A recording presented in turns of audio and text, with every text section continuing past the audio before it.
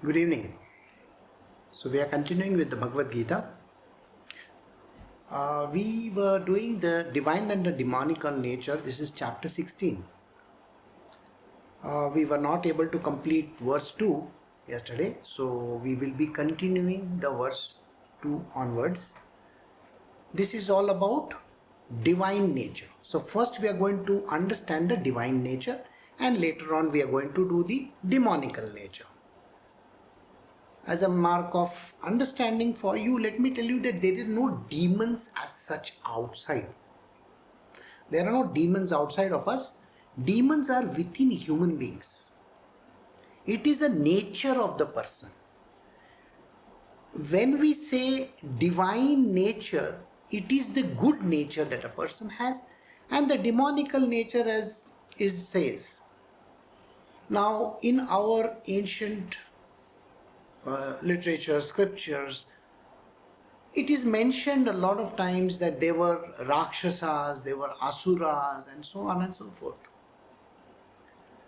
Logically, it will tell you it doesn't gel with our own thinking. So then, who are these Asuras? Who are these Rakshasas? They are human beings itself. People try to prove that, say, an Asura may be a huge character, a Rakshasa may be a massive human being. Nothing like that. It's the nature of a person. And that is why this chapter itself starts with divine and demonical nature.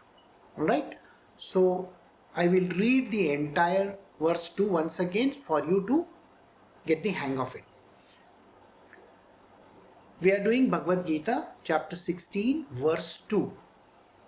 Non-violence in thought, words and deeds, truthfulness and geniality in speech, absence of anger even on provocation, disclaiming doership in respect of action, compassion towards all creatures, absence of attachment to the object of senses even during their contact with the senses, mildness, a sense of shame in transgressing the scriptures or social conventions, and abstaining from frivolous pursuits. So we had stopped at compassion towards all creatures yesterday. So I'm going to continue from the ahead of that. Absence of attachment to the object of senses even during their contact with the senses. Now, it may seem a very difficult thing for a normal person to do. When you are in contact with any object, anything outside of you, you're either observing it, you're hearing about it, you're smelling it, you're tasting that object, or you're touching it. Now, we have these senses. The perception happens because of senses. So I'm going to give you a small in-depth explanation over here. Listen to it carefully. Now, this was the explanation which I was giving today in the morning satsang. So I will expand on that.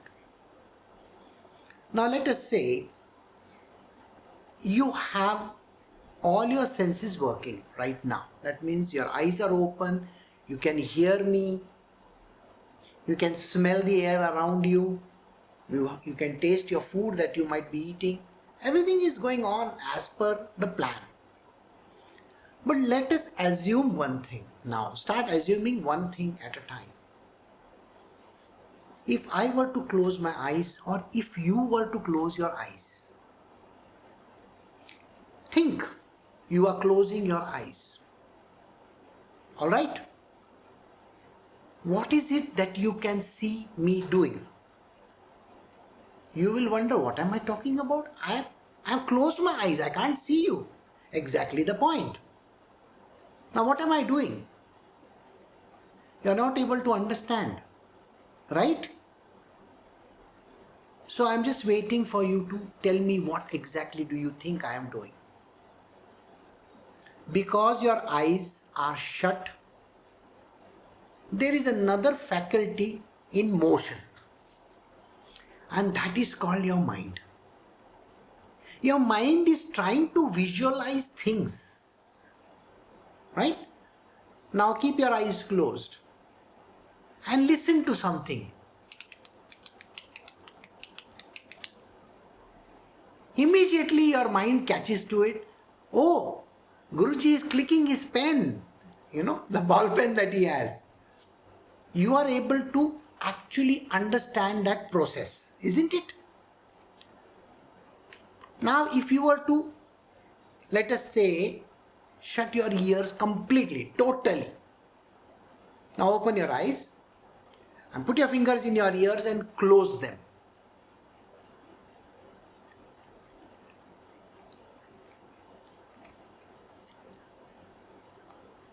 Now you will wonder whether there was a blank just now. You are trying to read my lips. I was not saying anything. But you are trying to read my lips. What is he saying? You are creating words in your mind. Those words are getting created in your mind. Did you understand that?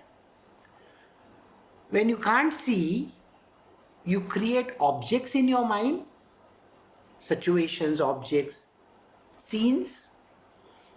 When you can't hear, you create again situations in your mind. All this is dependent on what? There is a factor which it is dependent on, and that factor is called memory. We have memory. So our mind goes to the memory and says, can you please help me? What is happening over here? I am not able to understand because, see, my eyes are closed. Now, this is the problem which everybody faces. So those who are blind are not able to see. So I tell them, this is red color, this is yellow color, this is blue color. For them it is completely dark. There is nothing there. So they have to visualize something in their mind. Likewise, those who are tone deaf completely. No noise. Nothing happening in their ear. They have to actually think of some sounds, and there are no sounds there. The deaf people try to create the words, the sounds that are there. And imagine if they are born deaf or born blind. What is the data available to them? Nothing. Nothing is available to them. So do you get the point? We are so much driven by our senses in a day-to-day affairs. We smell something and we can get charged by it.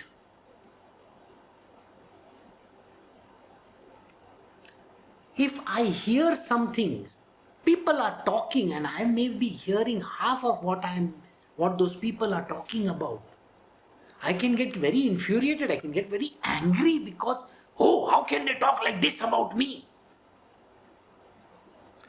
Likewise, if you can't see, but you can hear, the person may not even be speaking about you.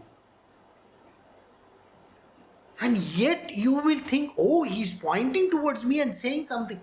This is the problem. The whole world is carried away by these senses and the sense objects.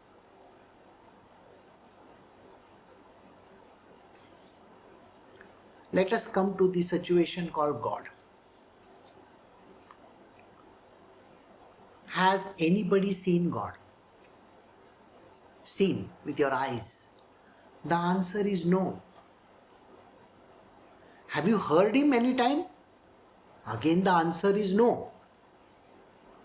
And the rest of the organs that are there, they have not even experienced God.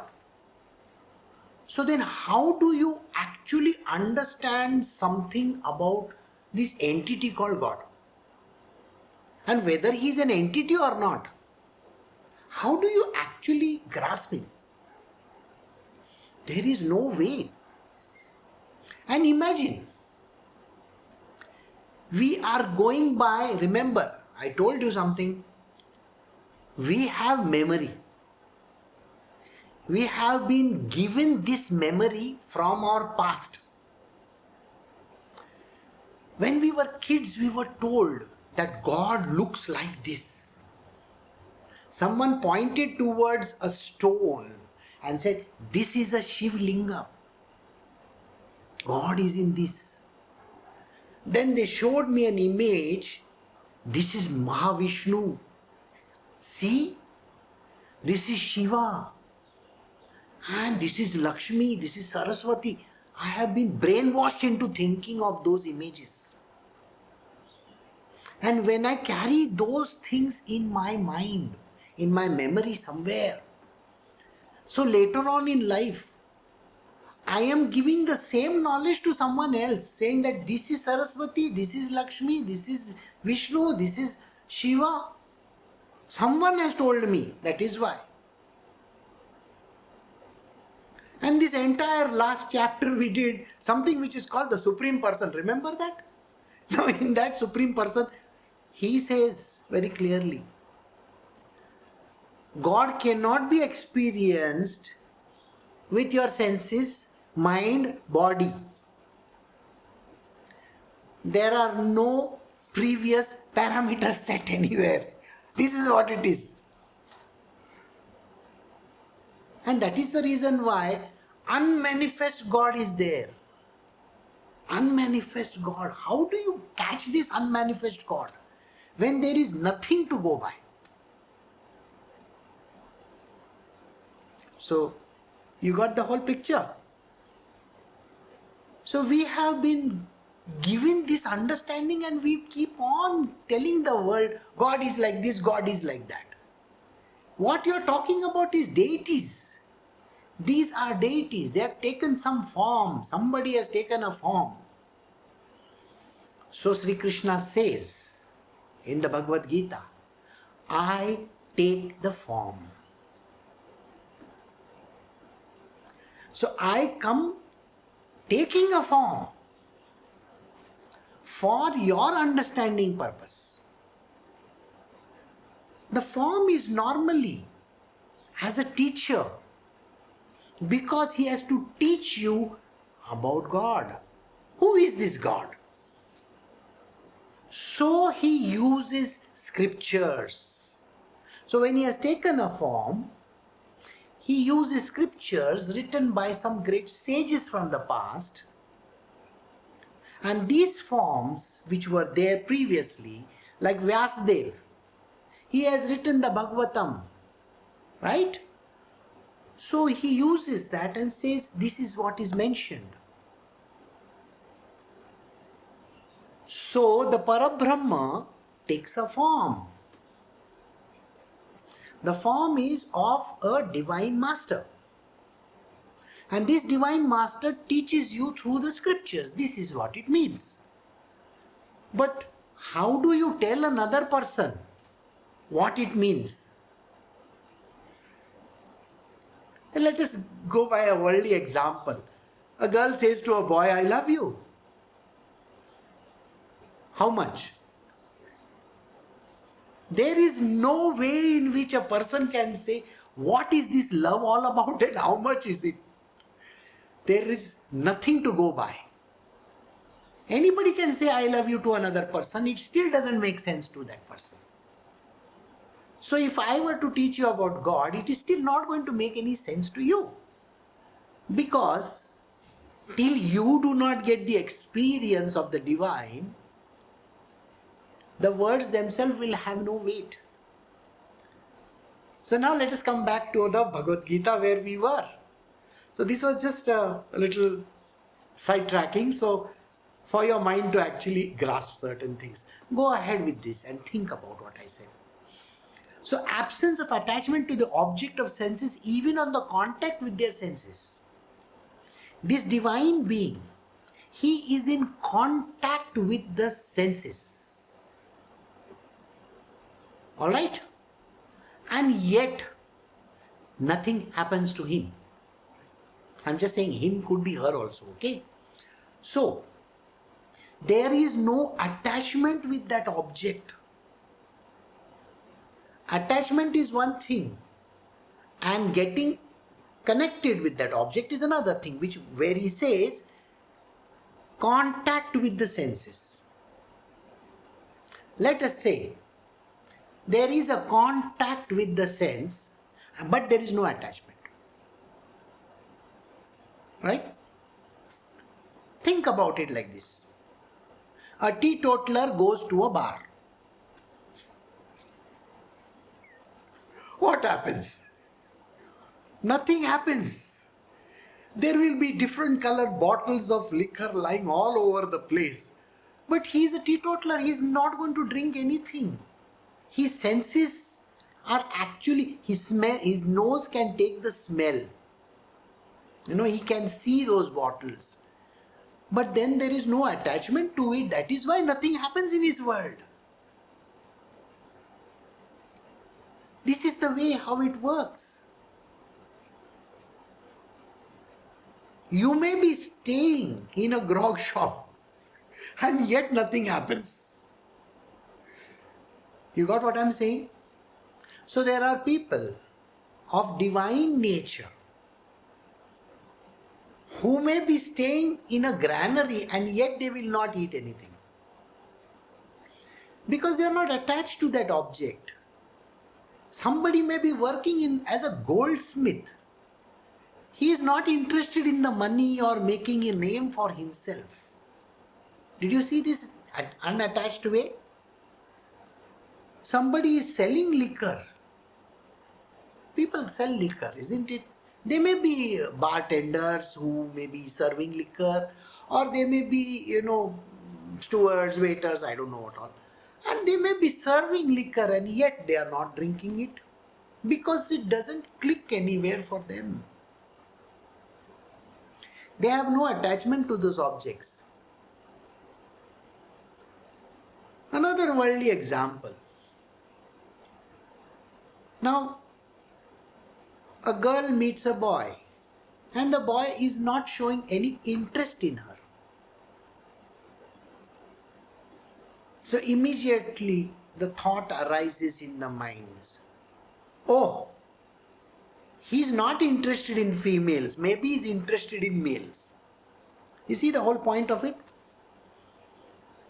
The word itself tells us that you have an attachment to a certain object. But the person is not even keen on anything. Detachment is necessary. So a divine person may be having a wife. Alright? He may be sleeping next to her. As a couple, they are sleeping in the same bed, maybe. But then there is nothing happening over there. He goes about his world, she goes about her world. Ramakrishna Paramahansa is a great example where he stayed in that room. You can go and see that place. His wife was staying just less than 50 meters away in another room. Tukaram Maharaj,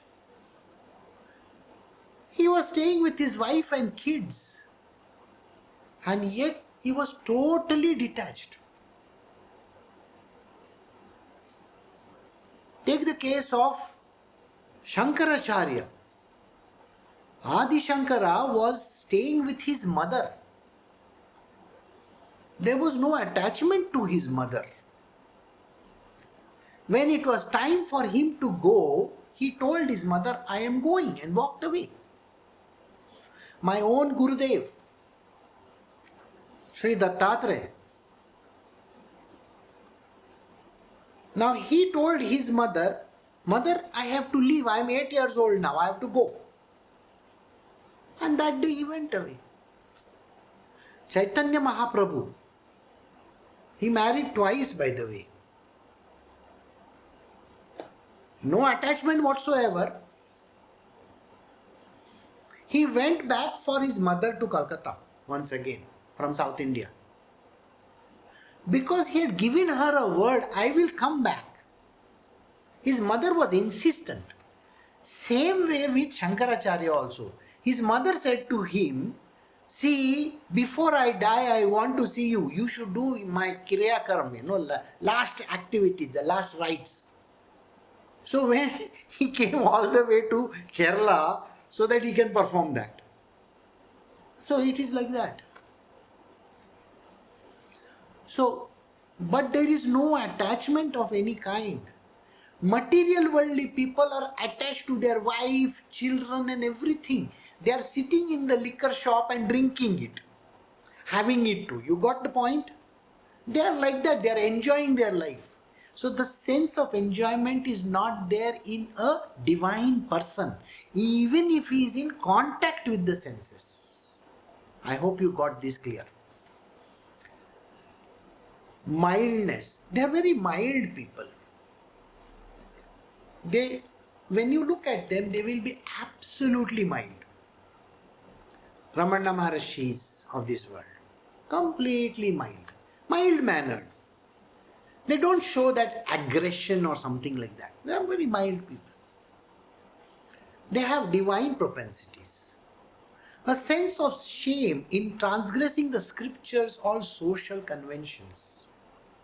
Many a times it so happens that you tend to transgress the social conventions or the scriptural, whatever edicts that are there. You just seem to, override them. They have a sense of shame. People in the material world have no shame at all. Look at a person who drinks. The person who drinks or smokes, let us say smoker, he will keep on smoking. Then he will say, I give up. A few days later, he again smokes. Then again he gives up. Again he smokes. It goes on. The yo-yo goes on and on and on. Finally, one day when you catch him and you say, you were supposed to give up smoking, what happened to it? What is the big deal of smoking? I'm just smoking one now. Earlier I used to smoke 4 packets. Now I smoke only 1 cigarette. See, maximum 2, nothing beyond that.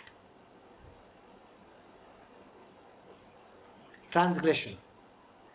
The material worldly people transgress every single day.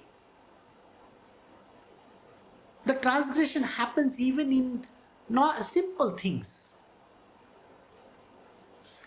There is an alarm clock which rings at 4 a.m. in the morning. A person will wake up, shut it down.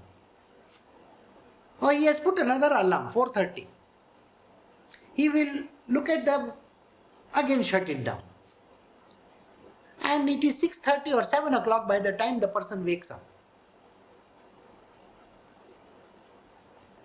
These people are apathetic towards this whole nature of theirs is like that. They don't care. But if a spiritual perfect person, let us say, a divine person, he is supposed to get up at a particular hour. And if he doesn't get up that day, that one day he has some difficulty of getting up. Maybe he has terrible pain. Something is there. One day in his life, if he doesn't get up, he will have so much of shame, that I transgressed. I did something wrong. He will feel terrible that day. Whereas the other kind of people, they are so used to transgressing literally every single day of their life. For them, they don't have any integrity left in their life. Spirituality is about integrity also. Please understand. You have to perform exactly the way it is written in the scriptures. You cannot get carried away by the material world. Oh, I just had a little peg, No, you can't do that. The funniest part of it all was one day I took one person along with me. We went to a departmental store and a young person. And so there was this liquor shop, inside this store. So I took him inside and I gave him a tour of that place. And I started telling him about the different types of wines that are there, different types of liquors that are available, liqueurs that are there. I told him what is this white color wine, what is this red color wine, what is pink wine, how this is made. I must have given him a very big lecture. The person was looking at me thinking that, yeah, this guy must be really very experienced. So the funniest part is, I don't know. But yet, knowledge is required. So though you are not in connect, you see, you can connect with the object, but yet you are not attached to it. So it is like that. Have you seen the movie Rain Man? Those who have seen the movie Rain Man will understand. The detached person was Dustin Hoffman in that. He was just rattling figures and he was just playing it in his mind, tuck, tuck, tuck, tuck, tuck, everything. If you see the movie, you will understand what I'm talking about. But there was no attachment of any kind. So that is how it is. So these people, normal people, transgress on a regular basis. Material worldly transgressions they will keep on doing. And they are not even ashamed of it. Whereas a divine person is ashamed even if he does one mild transgression also.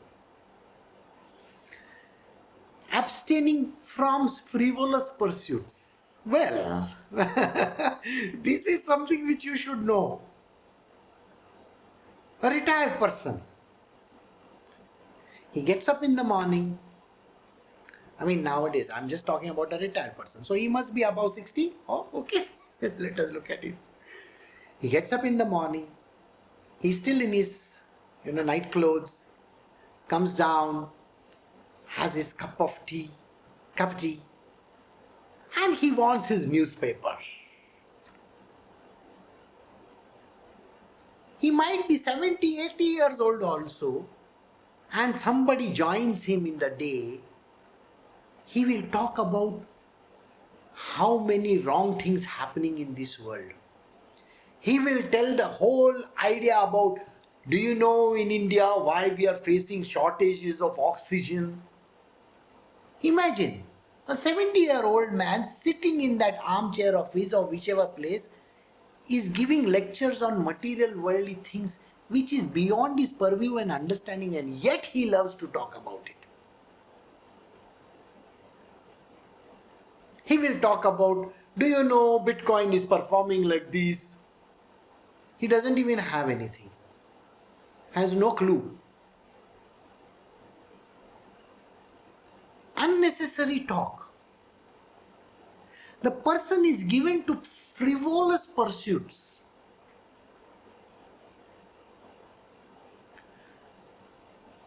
Why are you in that world? I had a neighbor.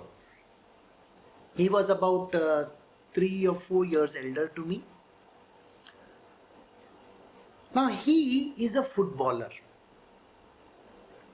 He used to play for one of the football teams in India.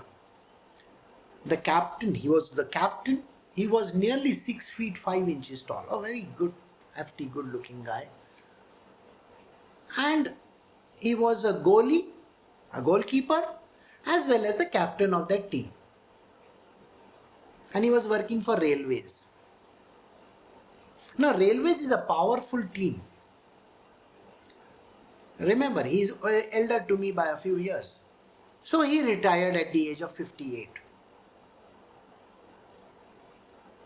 Now, At that age, you don't play football that much. You may become a coach, you may do something. This person was recalled by the railways and said, you have to have a 5-year contract with us so that you can teach. And he used to physically play with these young kids. I can't call them young people of the railways. And he used to train them thoroughly.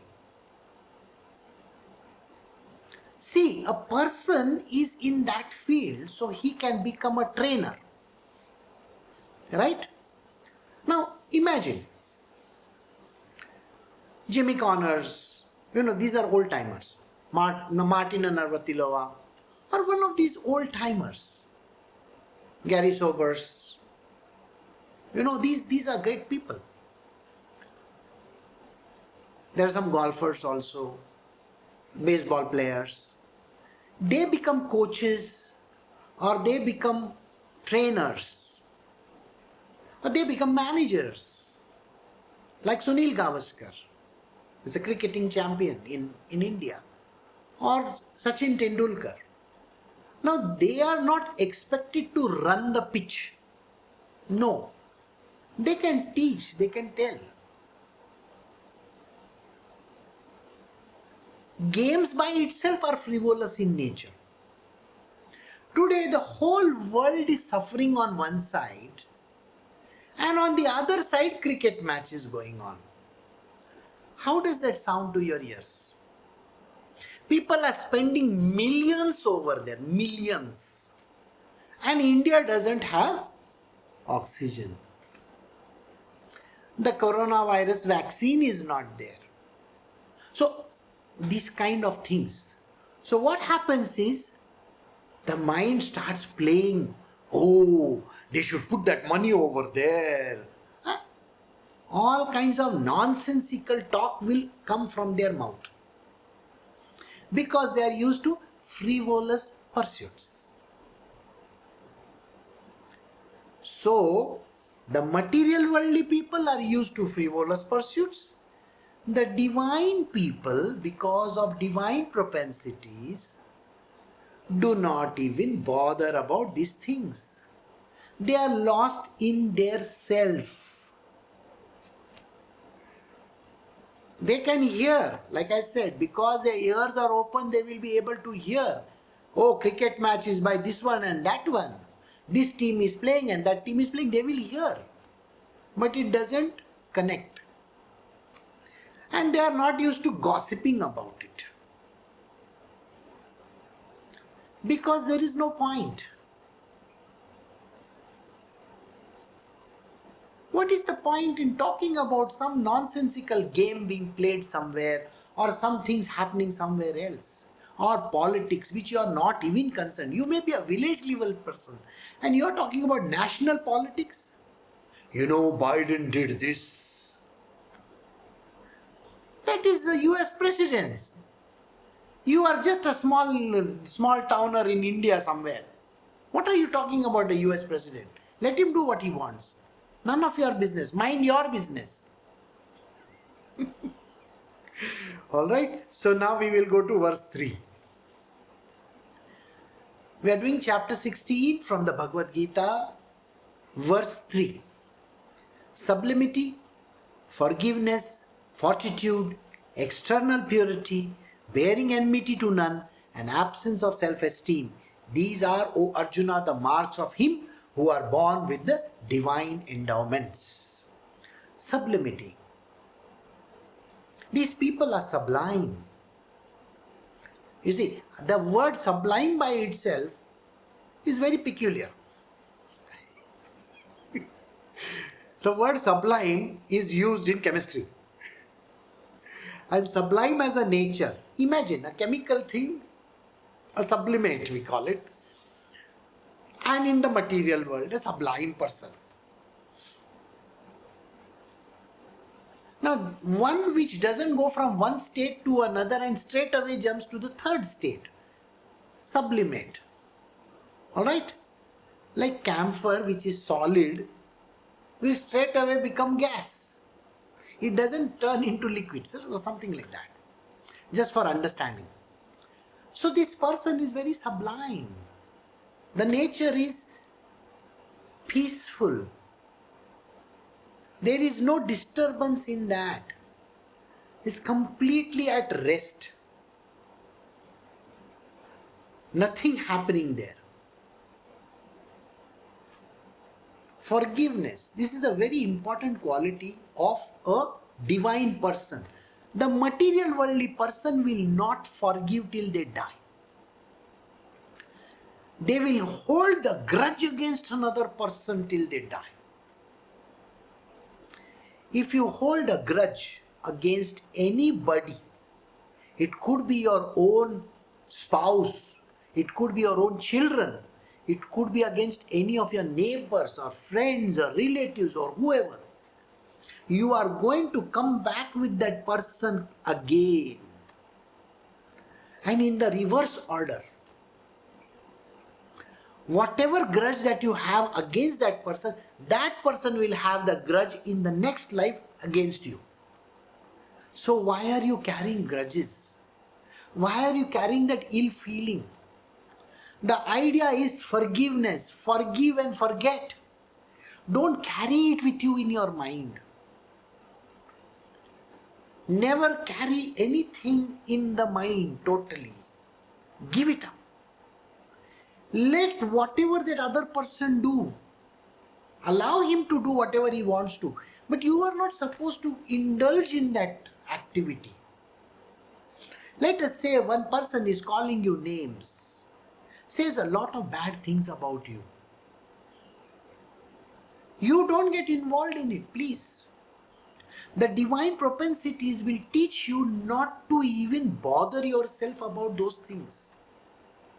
Let that person say, because he's a foul-mouthed person, he can keep on saying bad words to you.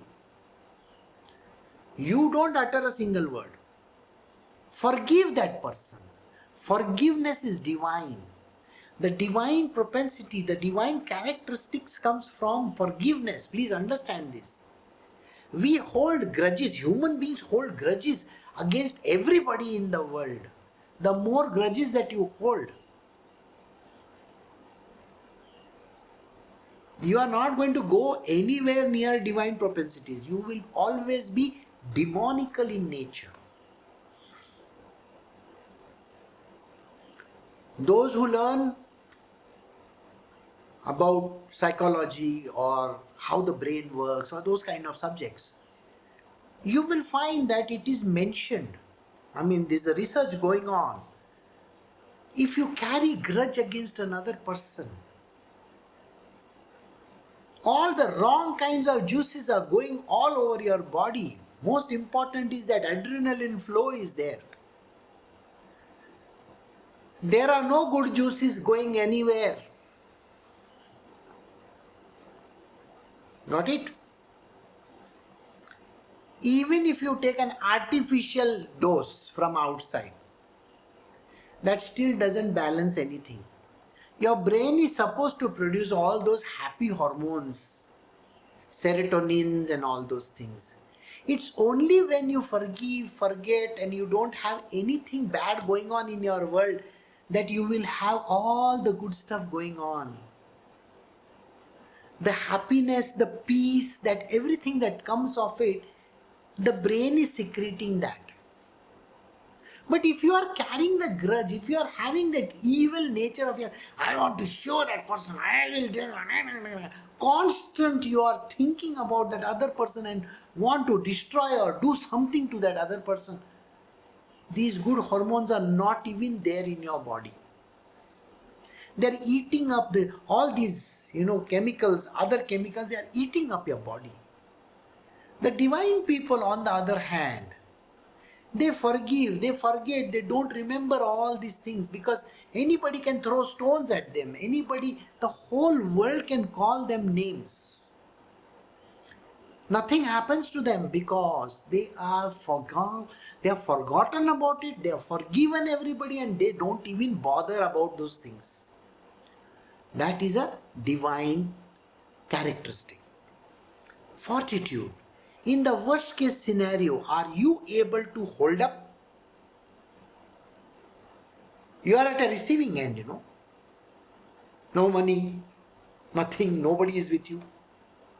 Are you able to bear it? Do you have the capability of bearing? Think, ask yourself. Can you bear the pain? Somebody dies. Have you seen the pictures that are there posted all over the internet? People are dying because of coronavirus. There's so many bodies burned. Yes, all those things are going on. And there is total crying all over the town. People are lost in it. Oh, I lost my mother. Oh, I lost my father. Oh, this happened and that happened. You got to have fortitude. The divine property. Fortitude is a divine property. External purity. They're externally very pure. Now, I'll give you an example of purity. A true divine person may not even have a bath for a whole year.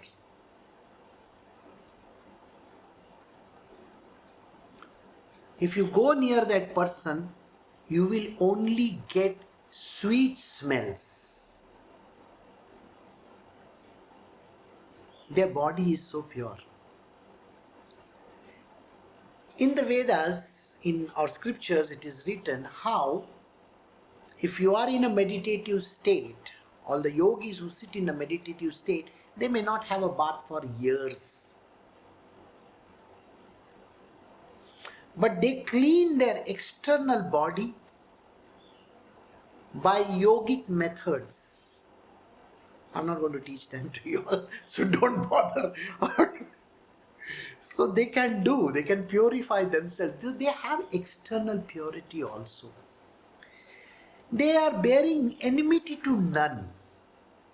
They don't have any enemies in their life. They don't carry grudges like I said earlier. A person might do anything bad for them, but yet they will not have any enmity of any kind. For them, everything is the same. All people are same. There is no attachment to any person. That is why they are completely in a detached state of being. Their sublime nature is because of that. No attachment whatsoever. They don't have enmity. They have nothing to actually think about. You see, you may have a lot to think about. Oh, what's going to happen? Now 14 days lockdown in Karnataka. Now I can't go out. How will I take that corona vaccine? I don't know what's going to happen. How will I get my milk supply? How will I get my this? How will I get my that? What's going to happen? All these troubles are there now. You will be thinking about them. A divine person is least bothered about it. Because in his case, there is nothing happening. He is completely at rest. So, absence of self-esteem. This is something which I will do later on. Okay? They don't have any self-esteem. It's okay. Doesn't matter. These are, O Arjuna, the marks of him who are born with divine endowments. So these are the divine endowments of the good people. Alright? Those are truly divine. Now we are going to do something which is completely reverse of that. So let us see how demonic properties are there. And then don't tell me that there are demons in some outside world. They are here, within human beings. Human beings are demonical. Identify these properties in any person. Look at these properties. Vainglory, arrogance. Before that, I will tell you what I am doing. We are doing the Bhagavad Gita Chapter 16, verse 4 onwards. Vainglory, arrogance, pride, and anger, harshness, and ignorance. These are the marks of him who is born with demonic properties. Identify the people around you. Vainglory. They are vain. They have this false glory about themselves. You know, I was working in this place for many years. I have seen people show me their watches, HMT watch. When I completed 30 years in the company, I got this watch. Today, if the same person was supposed to go to the company, they won't even recognize him. But people live in their false glory. You know, when I was fighting in the World War II, who gives a damn whether you're fighting in a World War II or any other world wars? No, but they have to say it to the world. What are you living in this world for? Somebody has to give you a medal. Somebody has to praise you. Somebody has to give you certificates which you are going to paste on the walls. Sir, nothing is yours. When you die, they will take all those medals and things like that and throw them in the dustbin. Do you know that? But the vainglory is there. These are my pictures from those days. I was a gunnery sergeant. I have seen these American movies, Hollywood movies. They say, I'm a Navy SEAL. Okay, I don't know what a Navy SEAL is, but still, oh, I did this and I did that. Who cares what you did? I was the leader of the opposition party. I was this. I was a member of the parliament. I did that. I built all these roads. I built these dams. Okay? They have put one plaque of yours over there, sir. And nobody cares for it. If you ever go to Vrindavan or one of those places, holy places in North India, you will find that every step, every square that is there, somebody's name is written on it. Donated by so and so. We step on it and we go ahead. What are you trying to tell the world? You are giving one small, square block of maybe some marble or something and saying you want your name on it? What kind of an idiot is this evil person? The demonical property is that, where a person keeps on wallowing in his whole greatness of his. That is vainglory. Do you have people like that in your life? I have met a lot of them. They talk about what they did here and what they did there very much. Arrogance. Very arrogant. You don't know me. What do you mean I don't know you? I am the one who made you. And you don't know me. Isn't that very strange and funny? Their arrogance is literally sitting on top of their nose. They feel that the world owes them an apology or the world owes them, a thank you letter. The arrogance is like that. It doesn't matter. These demonical properties are there in human beings, arrogant to the core. The moment you find a person who is arrogant, by the way, when you say, my father is very arrogant. His nature is like that. Who is pointing out? You? You are the epitome of arrogance, sir. Why are you pointing to another person? You yourself are arrogant. But this is the funny part. People think that other person. No, you. It's about you. The demonic properties are there in you. Every minute of the day you are arrogant. You are having that pride of yours. When I was working here and when I did this and I am coming from this village and I was appalled at one thing. There was one person working with me a few days ago and an uncouth, absolutely uncouth person. He came and sat next to me, a villager. And he is looking at me and saying, "This fellow?" I said, "Yeah." "He is a low caste fellow." That person has a fantastic nature, has a good nature. What are you talking about low caste and high caste? Look at your state and look at his state. You have the cheek to call another person a low caste person? You are worse than low caste.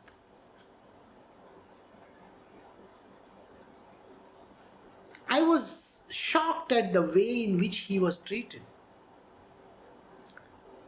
You can't treat today people like that. That person has more knowledge, more understanding, and you cannot even imagine the knowledge which that person carries.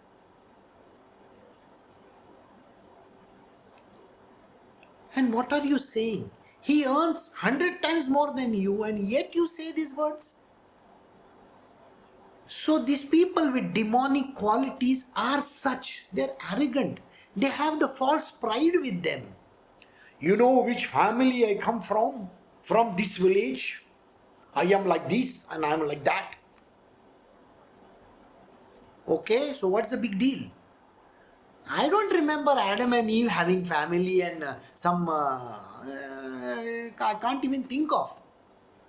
What are you talking about? Brahmins and this and that. What pride are you taking? Aren't you the same person who takes bribes? Overcharges a customer? What pride are you saying you're having? So don't give this kind of a false pride, These demonical properties are pride. Arrogance on one side, pride on another side. Anger. The person is literally seething in anger. He or she doesn't even require a reason to get angry.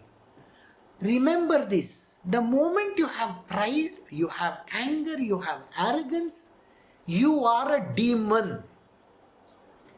Period. If anger is sitting on your nose, please understand you are a demon, 100% demonical in nature. You cannot get angry over stupid and idiotic things. See, in the previous verse, do you remember? Frivolous pursuits. The divine people are not indulging in frivolous pursuit, but here a demonic person is indulging in all the frivolities. They gossip, they talk, they come up with all kinds of nonsense, they overhear something, somebody says something to them, they get upset and angry, and it goes on, and anger rises and wells in them. You look at their face will be like that. What? You look like a monkey, man.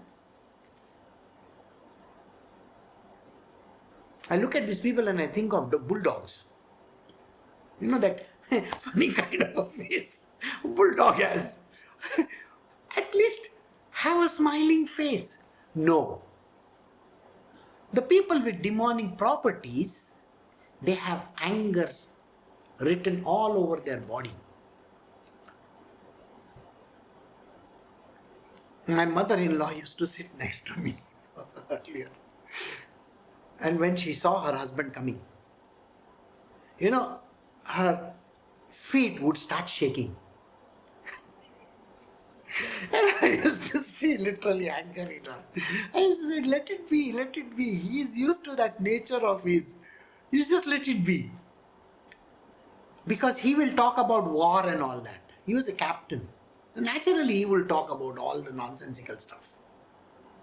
I did this and I did that. Okay, come on. You did it 100 years ago. It doesn't matter to us. But so when I used to see her leg shaking, I would tell her, don't get angry, don't get angry. This is a very common trait of people who have anger. Either one of their body twitches, one of the parts of their body starts twitching. Either their hand or something, their face, it will become completely. And they have no smile on their face. And normally, if you have seen, these people have very peculiar traits. You see, those who have tendencies, basically we are talking about divine endowments. Those who have divine endowments, their demeanor, their face, their body is absolutely perfect. You will wonder why Ramakrishna Paramahansa did not allow the cockeyed people, the eyes which are like this. He would not allow a cockeyed person near him. He would not allow a person with defects in a body closer to him. Now, this is a trait, human trait, which is demonical in nature. I don't want to go to the depth of it. It's only very highly evolved people can tell you what this is all about. The physical deformity in a body arises because of their tendencies from the past life and the karmas that they have done. So the sages and the saints will not even take these people near them, unless and until they have to save them. Otherwise they don't. They will put them far away. So, harshness and ignorance too. They're very harsh people. The way they talk, the way they walk, the way their demeanor is, everything is very harsh. They will shout as if that they keep on shouting and their voices are loud. This is how they are, very harsh to hear. You can say the same thing in a softer voice. Softer voice, softer things, tone is always divine propensity. Harsh voice, that is demonic. And they are totally ignorant. They can spout knowledge. They can say, oh, I know this, I know this, I know this. It is their arrogance talking. Please remember this. And ignorance talking. Actually, they are total ZERO. As far as the material worldly things are concerned, they may be expert in some field, but their knowledge is minimalistic. So they are ignorant to the core. So demonic properties, all these are the marks of him who is born with demonic properties. Those who are born with demonic properties. Krishna is using this word born with. The properties are embedded in the person at birth. It has not come because of some other person. They are willing to tell you, I was born in a poor family, I did not get food, my parents treated me badly, I had no parents. No, they are born with demonic properties. Go to the base of it. Go to the depth of it, you will understand. They are born with those properties, that is why they are like that. They are demons from birth itself. Got it? I will give you all a further understanding of it when we continue with it tomorrow. So just now we will stop over here. We are going to stop at verse 4. So take care, have a great day, and those who are staying in Karnataka, stay indoors, don't go out. There is a whole load of coronavirus out there. Be very safe and don't step out. Bye. Take care.